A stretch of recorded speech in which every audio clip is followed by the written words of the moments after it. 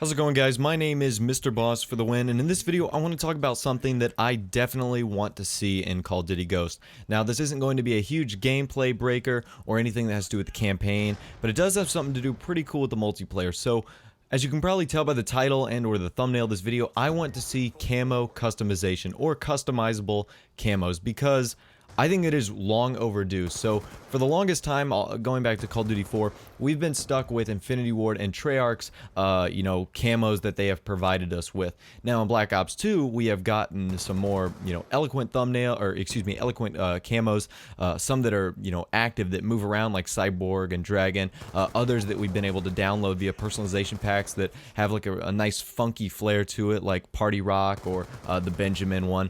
But like I said, for the longest time, I would love to see customizable camos because there's a community out there, and you guys know who you are, that are just amazing artists. So you'll see emblems in Black Ops 2 that just look amazing. It's like it came straight out of a Picasso magazine or something like that. All jokes aside, some people are really good at, designing artists, doing these arts, etc.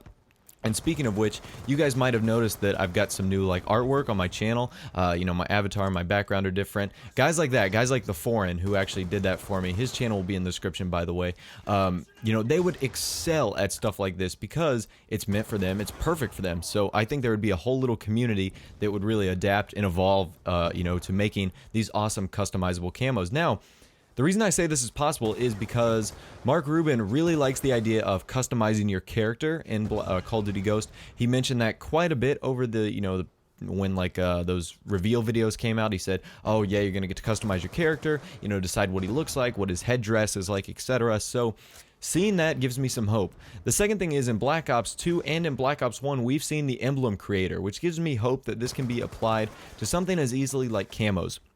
Now, there are some backdraws to something like this.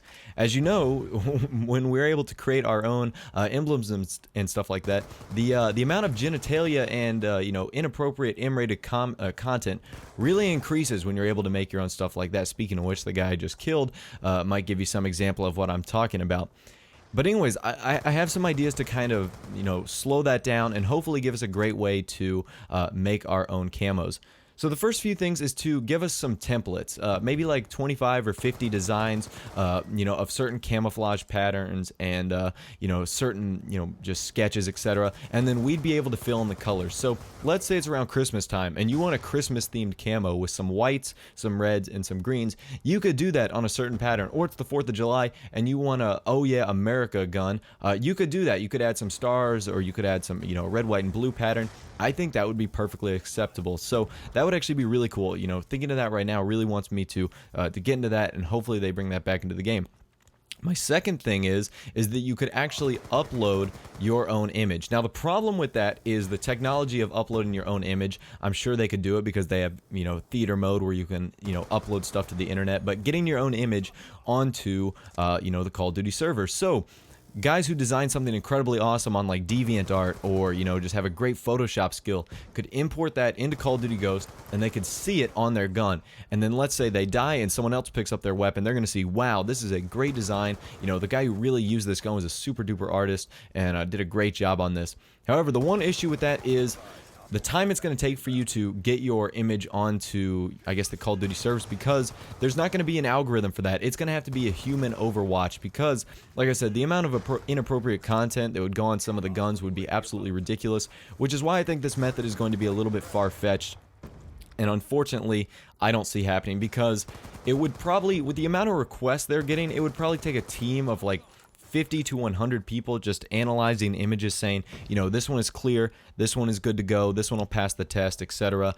And then it might even take longer for it to get to approve on your account, etc. So there's a lot of different variables that they're going to have to go through in order to get that process done. I think my first example is more likely to happen just because, that's super easy to do for Infinity Ward to say, hey, here's 50 patterns, here's a giant Adobe color wheel with as many colors as you want.